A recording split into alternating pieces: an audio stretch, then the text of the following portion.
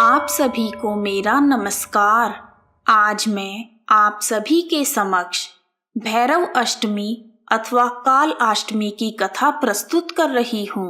शिव महापुराण के अनुसार एक बार भगवान विष्णु और ब्रह्मा जी के बीच श्रेष्ठता को लेकर विवाद हो गया।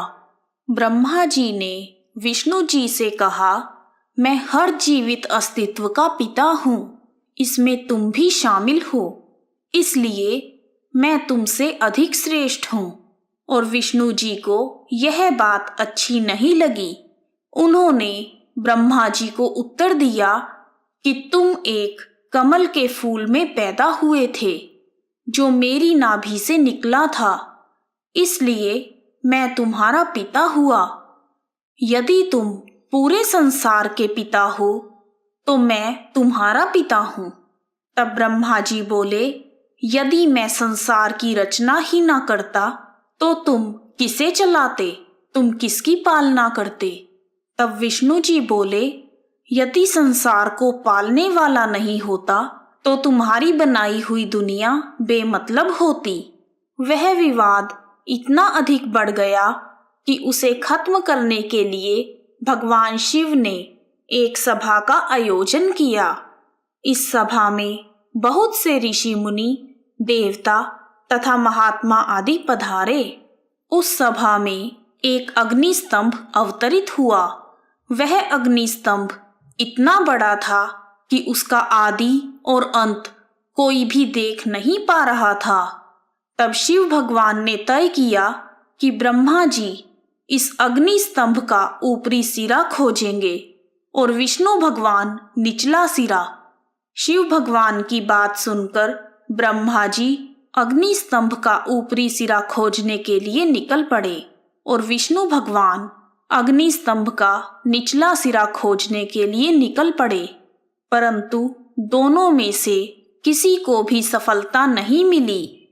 जब वह दोनों सभा में लौट कर आए तो विष्णु जी ने इस बात को मान लिया कि उन्हें निचला सिरा नहीं मिला, परंतु ब्रह्मा जी ने असत्य कहा कि उन्हें अग्नि स्तंभ का ऊपरी सिरा मिल गया है। जैसे ही ब्रह्मा जी ने असत्य कहा तो वह अग्नि स्तंभ फट गया और शिव भगवान ने कहा, क्योंकि विष्णु जी ने सत्य बोला है, इसलिए विष्णु भगवान ब्रह्मा जी से अधिक श्रेष्ठ हैं। शिव भगवान का निर्णय सुनकर ब्रह्मा जी क्रोधित हो गए और उन्होंने क्रोधवश शिव भगवान का अपमान करना आरंभ कर दिया।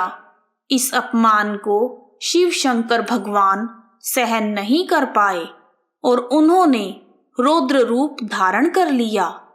अपने रौद्र रूप में भगवान शिव काल भैरव कहे जाते हैं। काल भैरव कुत्ते पर सवार थे और उनके हाथों में दंड था।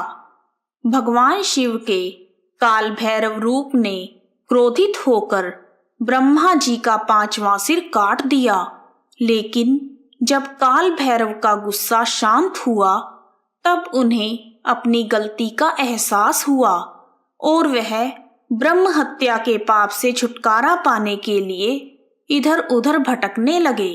भटकते भटकते वह काशी नगरी में पहुंच गए।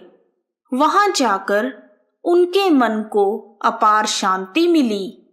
उसी समय काल भैरव के लिए आकाशवाणी हुई कि उन्हें काशी का कोतवाल नियुक्त किया गया है और उन्हें काशी में निवास करके लोगों को उनके पापों से छुटकारा दिलाना होगा। तभी से भगवान शिव के काल भैरव रूप की पूजा की जाती है। भगवान शिव के 2 रूप बताए गए हैं, बटुक भैरव और काल भैरव।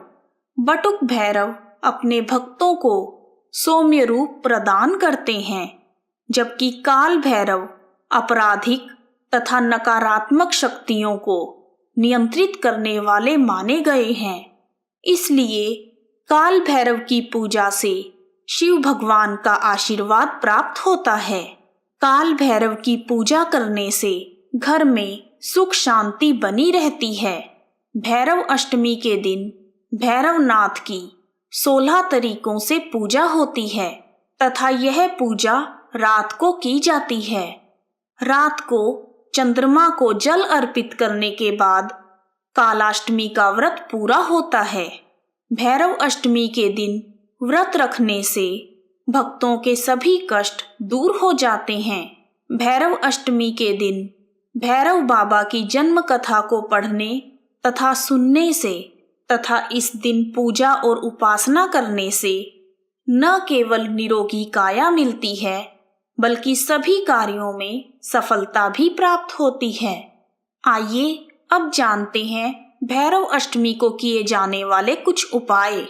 भैरव अष्टमी की रात को साबुत उड़द की दाल, लाल फूल, लाल मिठाई शाम के समय काल भैरव को चढ़ा दें। इसके बाद इसे अपने परिवारजनों के बीच बांट दें। ऐसा करने से परिवार में कलेश नहीं होगा और घर में मां लक्ष्मी का वास होगा। कालाष्टमी की रात को उड़द के आटे की मीठी रोटी बनाकर उस पर सरसों का तेल लगाकर काले रंग के कुत्ते को खिला दें। ऐसा करने से काल भैरव प्रसन्न होते हैं और परिवार में आ रही सभी प्रकार की कठिनाइयों से छुटकारा मिलता है। कालाष्टमी की रात को 125 ग्राम उड़द लेकर भगवान भैरवनाथ के सामने रखें और उसके बाद उसमें से 11 उड़द के दाने अपने कार्यस्थल पर रख लें। इससे व्यवसाय में उन्नति मिलेगी। जय जय जय भैरव बटुक स्वामी संकट तार, कृपा दास पर कीजिए शंकर के अवतार। यदि आपको भैरव अष्टमी की कथा पसंद आई है तो कमेंट बॉक्स में जय भैरवनाथ लिखना ना भूलें। आप सभी का हार्दिक धन्यवाद। जय भैरव बाबा। ओम नमः शिवाय।